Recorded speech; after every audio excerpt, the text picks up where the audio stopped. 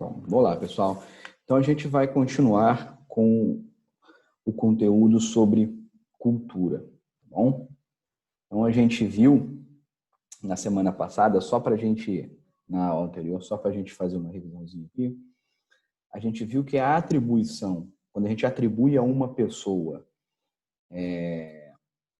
a denominação, o adjetivo de culto ou inculto, nós estamos incorrendo em um erro justamente porque quando a gente começa a falar de cultura, a gente está falando de um conjunto, né? A gente viu aquela definição do Taylor de comportamento, crenças, atitudes, modos de pensar que são compartilhados por um grupo de seres humanos, tá bom? Então, nesse sentido, não é possível falar que uma pessoa é inculta, né? Salvo as raríssimas exceções do sujeito ser criado em uma condição muito específica de isolamento social, tá bom? De onde sai esse aprofundamento, esse alargamento da noção de cultura? Justamente no diálogo entre a história e a antropologia, né? As ciências sociais, as ciências humanas, elas dialogam muito entre si, elas se influenciam muito justamente porque se somam, se complementam, tá bom? Então, quando os historiadores começaram a trabalhar com a noção de cultura vinda da antropologia, tanto a história quanto a antropologia enriquecem, né? E as outras ciências sociais também. Então, que a gente passa a entender cultura como um modo de se comportar, crenças, enfim, aquela definição do Taylor que a gente trabalhou, tá bom? Então, por isso, a definição culto e inculto, ela é errada, ok? Ela está, na verdade, sendo utilizada como uma forma de preconceito. Quando a gente fala que uma pessoa é culta, a gente supostamente está dizendo que ela é mais inteligente, tem conhecimento de arte mais sofisticada. E ter conhecimento de arte mais sofisticada não faz ninguém mais culto ou inculto. Faz alguém conhecedor de arte ou não conhecedor de arte. Portanto, dizer que alguém é inculto, no sentido de que esse sujeito é menos inteligente e não conhece de arte sofisticada, é igualmente errado, tá bom? Então, a gente viu que a cultura, ela está ligada a um comportamento, a um conjunto de comportamentos humanos, tá bom? Que ela é uma forma de refinar o ser humano, né? Ela funciona como uma segunda natureza, ela nos refina, nos faz compreender o mundo de determinada forma. A gente citou o exemplo do hindu, por exemplo, que olha para a vaca e vê nela um animal sagrado. A gente citou o exemplo dos cristãos, judeus, alguns cristãos, judeus e muçulmanos, por exemplo, que não consomem carne de porco, que há aí uma proibição de cunho religioso também.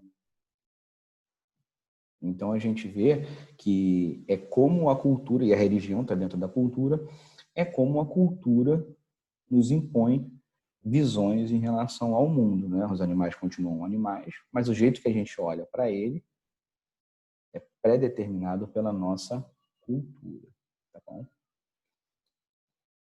E aí a gente, fala um pouquinho já do que a gente vai começar agora, tá? Bom, a cultura, pessoal, ela também pode ser utilizada, e ela foi muito utilizada de forma política, tá bom?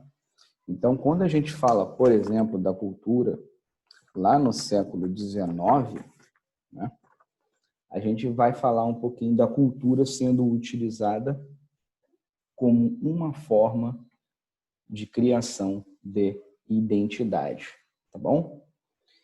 E aí a gente pode falar também de como a cultura ela naturaliza o mundo social. Por quê? E aí é uma discussão que se tem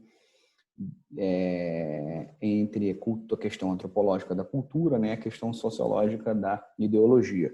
E como é que a gente fala de ideologia aqui? No sentido mais aproximado do que o Marx falava, ideologia como uma falsa verdade, uma falsa, abre aspas, uma falsa consciência. Por que a gente chama ela de falsa verdade? Porque, na verdade, é um conjunto de interpretações, a ideologia, formada classes dominantes, segundo Marx.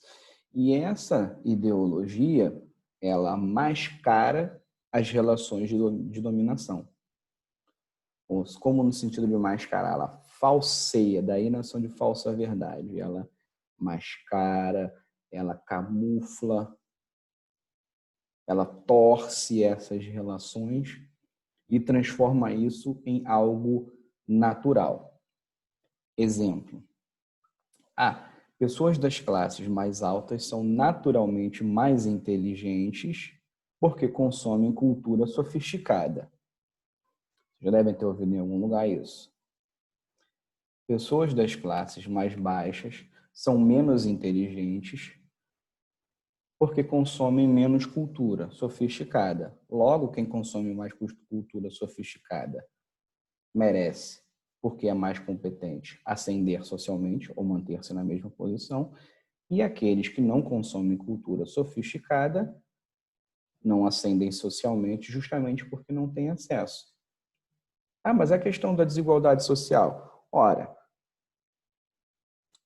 não temos aí, por exemplo, bibliotecas públicas, não temos escolas públicas, não temos museus com entrada franca e assim por diante. Mas quando a gente começa a ver isso na prática, a gente vê que nem todas as escolas públicas são bem equipadas. Nem todas as cidades têm museus, mas com entrada gratuita, né? Acho que tem, alguns são gratuitos, outras entradas são muito caras. Nem todas as cidades têm biblioteca pública. Acho que tem biblioteca pública, nem todas são muito bem equipadas. Então, quando a gente começa a olhar isso no mundo concreto, né? A gente sai da ideologia porque está no campo das ideias. Quando a gente vai para o mundo concreto, a gente começa a ver que essas afirmações elas não batem. Elas fazem sentido no mundo da teoria. É verdade, né? Quem se esforça mais realmente vai na frente. Não deixa de ser uma verdade. O problema é que nem todo mundo que se esforça tem acesso às mesmas coisas. Então, essa é a verdade concreta. Bom, na teoria, se todo mundo tivesse acesso ou tivesse no mesmo lugar de partida, aí sim as pessoas chegariam a lugares diferentes, mesmo porque as pessoas têm competências diferentes, têm interesses diferentes, né? Têm desejos diferentes. Então, assim, nem todo mundo vai querer ser médico, doutor, e assim por diante. As pessoas querem ser coisas diferentes, né? Só que o que se critica é que nem todo mundo sai do mesmo ponto de partida, tá bom? Então, quando a gente naturaliza por meio da cultura o culto e o inculto, por exemplo, voltando à nossa discussão, a gente, na verdade, está naturalizando uma falsa verdade, né? A gente está dizendo que o sujeito tem cultura e o outro sujeito não tem cultura porque eles tiveram ou não tiveram acesso, tá bom? Isso, pessoal, é uma forma, por meio da cultura também, de você mascarar essas relações sociais de desigualdade, tá bom? Esse é o primeiro ponto que a gente trabalha. Segundo ponto que a gente vê aqui, para quem quiser acompanhar, está na nossa página 9. A questão da identidade nacional e do nacionalismo. A gente falou na aula anterior que as pessoas que dividem a mesma cultura, as mesmas práticas culturais, elas guardam entre si uma identidade cultural. Então, um exemplo. Pessoas dentro da mesma tribo. Eu dou muito exemplo de tribo indígena, pessoal, porque eles, em geral, eles mantêm uma convivência cultural, abre aspas, muitas aspas, mais fechadas. Tanto que eu dou sempre o exemplo lá daquela tribo indígena mais isolada, que é para vocês entenderem a coisa no estado natural e depois, no estado primeiro, perdão, e depois para entender a questão que a gente trabalha na nossa realidade, tá bom? Nós já somos uma sociedade muito grande, então nossa prática cultural ela é mais complexa, tá bom? Eu estou levando o primeiro exemplo, eu dou sempre para questões culturais mais simples, digamos assim. Simples não no sentido de ruim, mas simples no sentido de não ter muitas conexões, tá? Eu estou só abrindo essas aspas aqui para vocês entenderem meus exemplos. Então, quando a gente está trabalhando, por exemplo, da questão da identidade cultural de um povo mais isolado, com menos contato com culturas diferentes, né?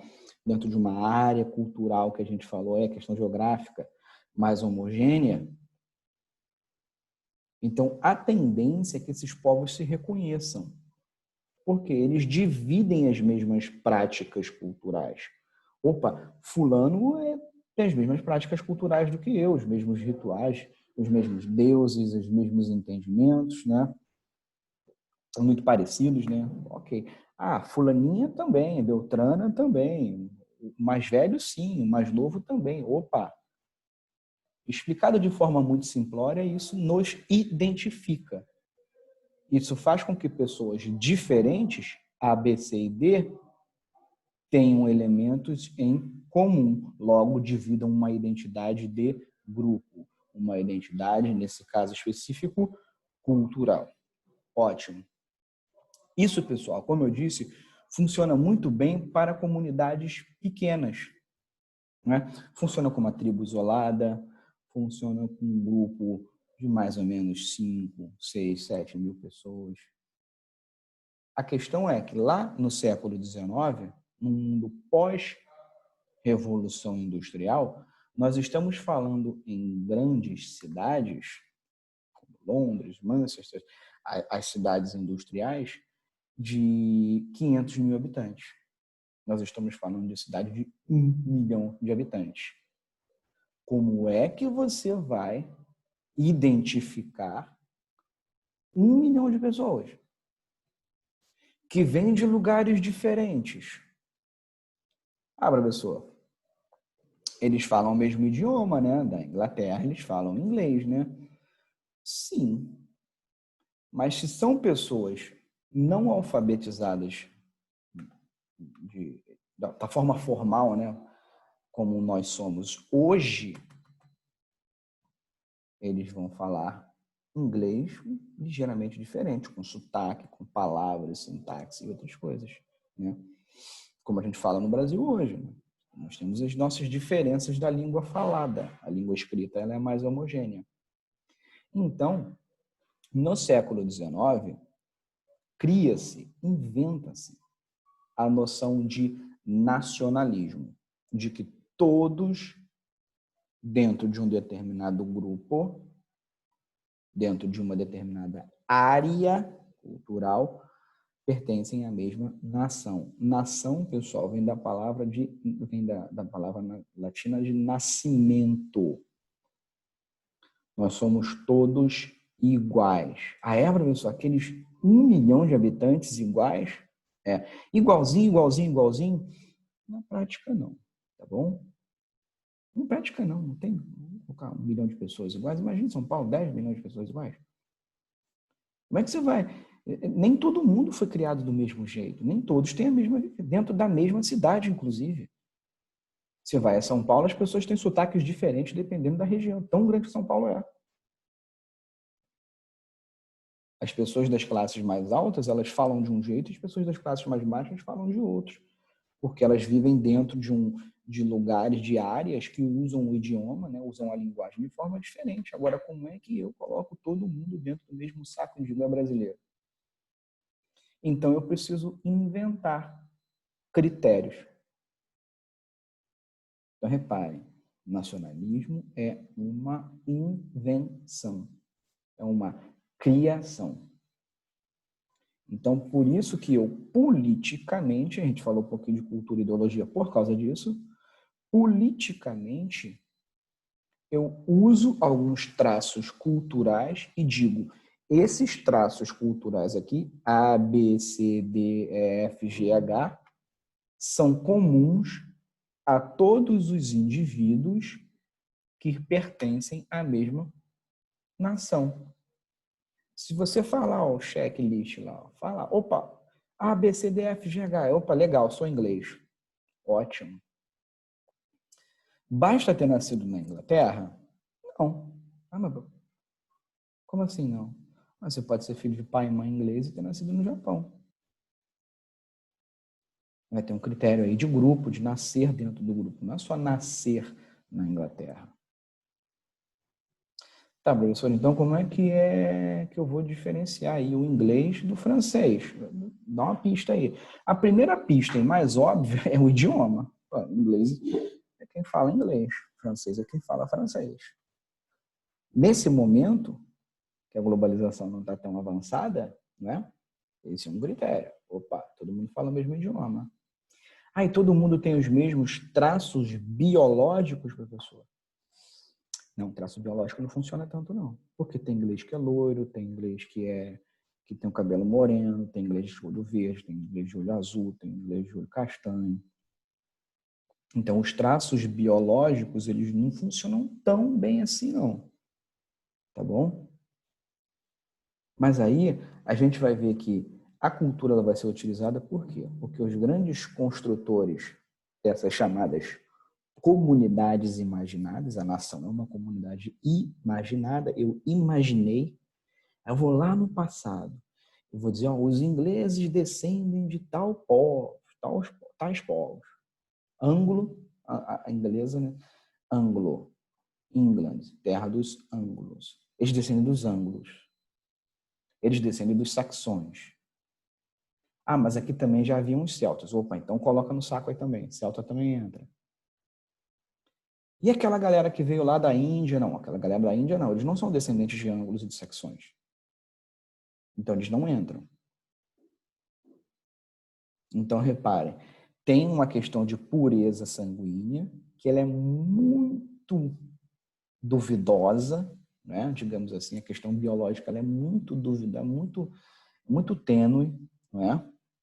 Porque aí você pode me perguntar, tá, professor, e se um inglês tem um filho com uma indiana, como é que vai ficar? Mas vamos ver esses casos um pouquinho mais para frente. As chamadas identidades híbridas. Veremos sobre isso.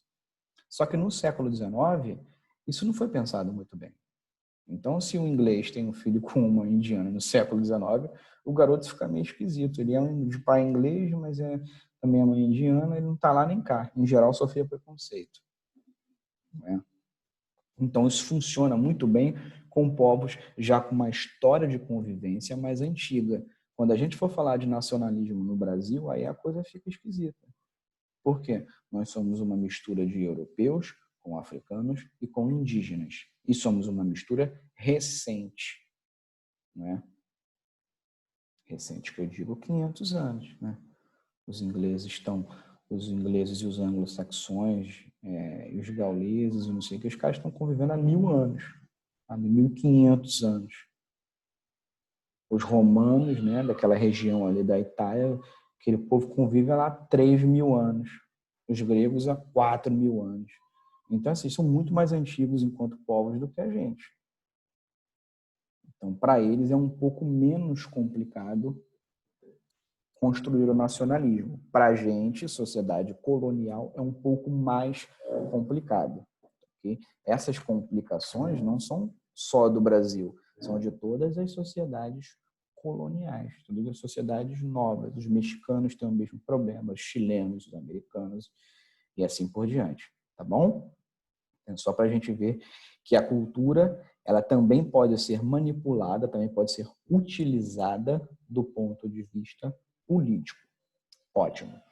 Uma vez definidos esses critérios de pertença, de pertencimento a uma determinada nação, inglês, francês, alemão e assim por diante, como é que eu faço para inculcar na cabeça da galera? Sistema educacional.